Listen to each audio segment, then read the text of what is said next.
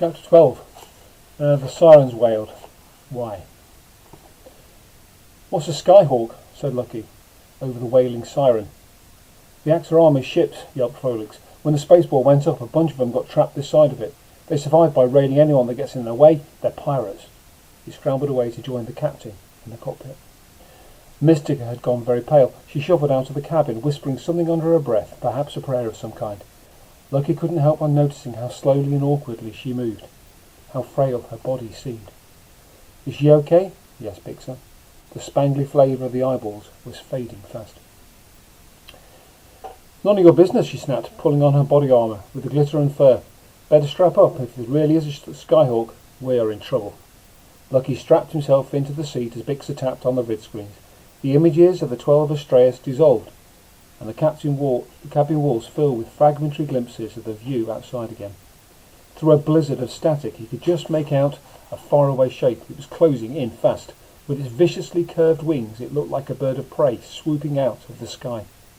"It's a Skyhawk, all right," breathed Bixer, as the Sunfire pitched violently, first to one side, then the other, trying to get away.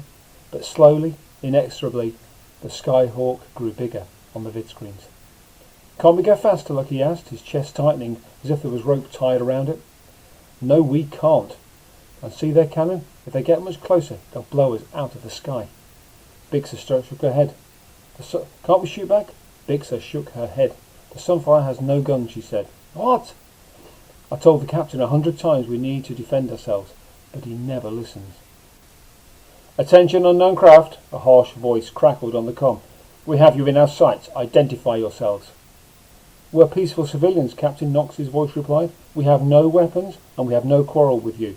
From the stars we all come. By the authority of King Theobroma and the Axis Army," growled the voice, "drop your dark matter drive and prepare to be boarded." The voice crackled off. Bixer's needles went pale, as if they had before the shadow guards. She didn't look like the fierce, proud warrior anymore. She just looked scared. The motion of the ship slowed as the Sunfire came to a halt, stationary in space. The Skyhawk drew up alongside them, cannon jutting from its wings like claws. "Those pirates are coming aboard," called Captain Knox on the comm. "Bixer, hide the human. We're dead if they see him. I'll do my best to talk our way out of this, but they absolutely must not find him." Lucky's stomach was in knots. "But why would they do this to you?" he said. "You're Axis, just like they are." "Makes no difference," said Bixer. "If you're not part of the army, they won't think twice about killing you, whoever you are. And if you're an Axis harbouring humans—" She stood up, needles burrowing into her hair. "Come on, let's get you out of sight." She rushed him below decks into the ship's hold. He hoped she was taking him to some sort of secret compartment, but as she led him into a small metal cubicle where he had already spent many miserable hours, he realised that this was where she really proposed to hide him, in the Sunfire's toilet. "But why here?" he cried. "Because it's the best we've got," said Bixer, opening the door. "We're civilians, and this isn't a warship." Lucky looked at the fold-down metal seat. It was cold and dark in there, and despite all his efforts to keep it clean, it did not smell inviting at the best of times. "Get in," she urged, "and keep your mouth shut. If they find you, we're finished." Lucky shuddered and crawled into the toilet. The metal door groaned as he pulled it shut and locked it from the inside. He heard Bixer walk away. He was alone in the dark. At first he was just uncomfortable, but then he heard pirates boarding the Sunfire, heard voices raised in argument, and he was afraid. "No threat to you. We have nothing that you need. Is that right, old man? I reckon we could use your ship. Let's see what we've got." The pirates weren't going away. Even Captain Knox was powerless to stop them. Lucky heard compartments and cabins being opened up as they searched the ship. And now his mouth grew dry and his heart pounded in his ears, for he could hear footsteps coming closer down through the decks, growing louder and louder. He breathed again. If those pirates find me, what am I going to do? Fight them? Me? He heard their voices as they entered the hold, harsh, hard voices, coming closer and closer. The pounding of his heart would surely give him away. It was so loud in his ears. "Hold it," said a voice close, very close indeed. "What's in here?" The footsteps stopped right outside the cubicle. Lucky had never felt so trapped. The door rattled. "It's locked," said the voice. "They must be hiding something there. Smash it down." Lucky panicked and kicked the door open. Two huge horned Axis stood there, staring at him with surprise in their fiery red eyes. A third hung back behind them, in the shadows. Lucky rushed out at them, in desperation, hoping to slip through the gaps and get away somehow. Big mistake. One of the pirates blocked him easily. It was like running into solid iron. The pirate lifted him off his feet and flung him at the wall. Slam! The impact knocked all the fight out of him. Lucky sank to the ground, head spinning, body screaming with pain. The pirates towered over him. They all wore bulky armour and had deadly-looking cannon by their sides. They were very different to the Sunfire crew. They looked like battle-hardened bruisers with metal piercings in their faces and brandings on their arms. "The scrawny runt's one of them," said the first pirate. "Human scum on an Axis ship."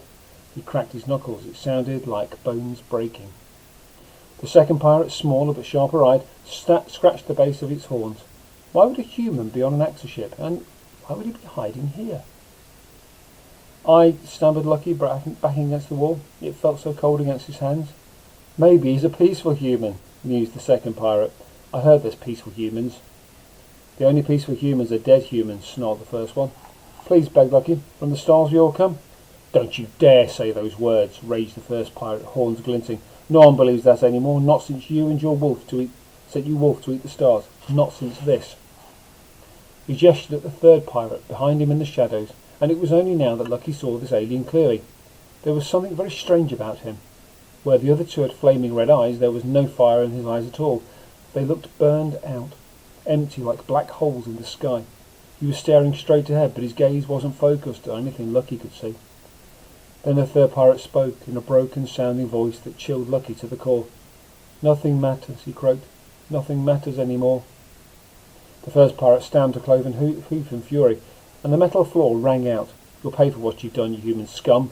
And after we've ripped you limb from limb, we'll execute those treacherous human lovers who harboured you, and take this ship for our own." He advanced on Lucky, eyes full of burning murder, teeth bared with righteous rage. "No, no!"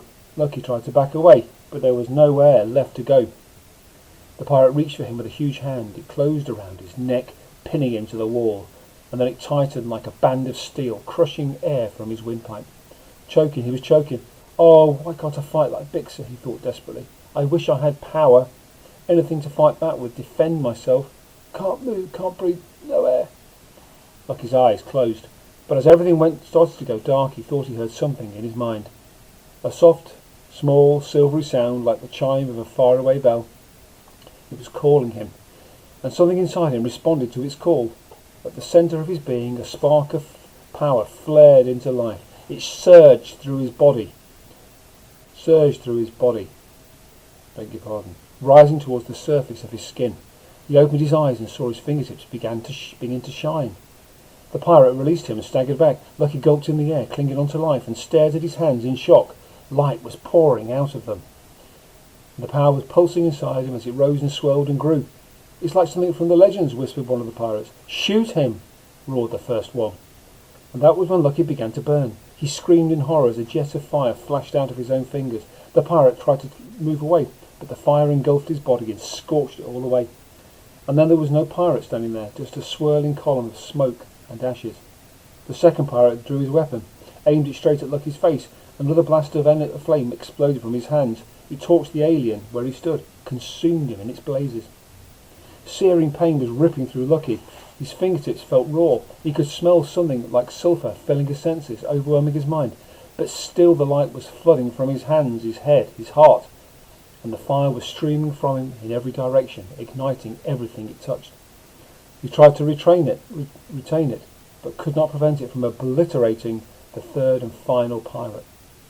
All that remained of them now was smoke and ashes, yet still the power was not finished. It was growing, glowing brighter all the time.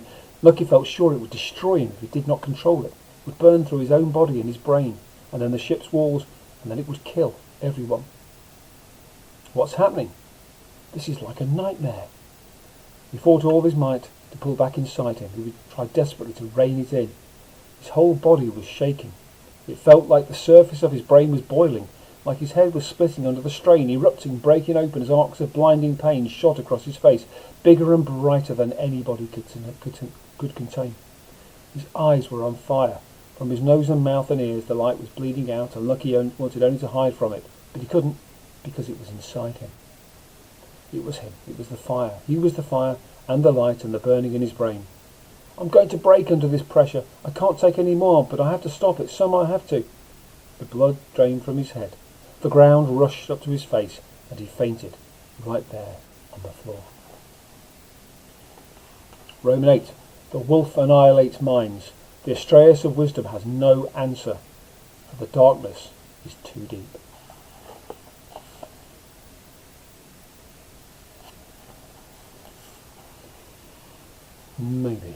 Maybe you could draw the Skyhawk ship.